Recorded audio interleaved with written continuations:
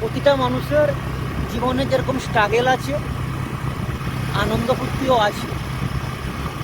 বহু মানুষের বহু জায়গা থেকে প্রবলেম থাকে, মানুষের শখ ইচ্ছা থাকে, কিন্তু এমন একটা ব্যক্তির সঙ্গে আমরা এই মুহূর্তে যোগাযোগ করাবো, ঘুম ভাঙতে আমরা সেই কবিগুরু শ্রীনিবাসের যে কবিতা শুনেছিলাম, ভোরের দোয়েল পাখি, হঠাৎ করে দুপুরে ঘুম ভাঙতে মনে পড়ে গেল নৌকায় চড়তে হবে। আমি এটা আশ্চর্য ব্যাপার, আমি বুঝতে পারি না কেন হঠাৎ করে ঘুম ভাঙার পরেই আমাকে নৌকো তালাকে ফোন করতে হলো, অনেক স্ট্রাগল করে ভাড়া করেছি, এবং আমরা এই মুহূর্তে রাইডিংয়ে যাচ্ছি সেই গন্তব্যস্থলে।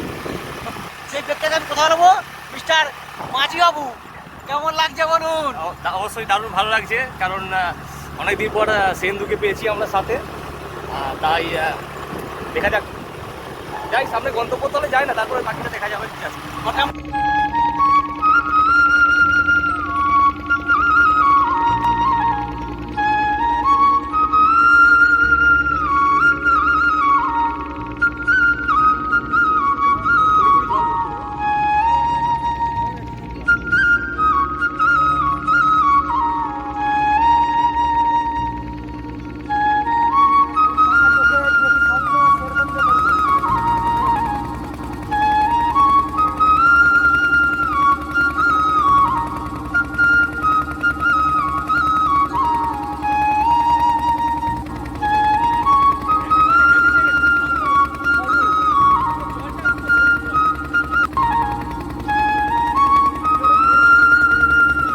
পুরো লাগছে। বাংলার যে একটা ঐতিহ্য আছে,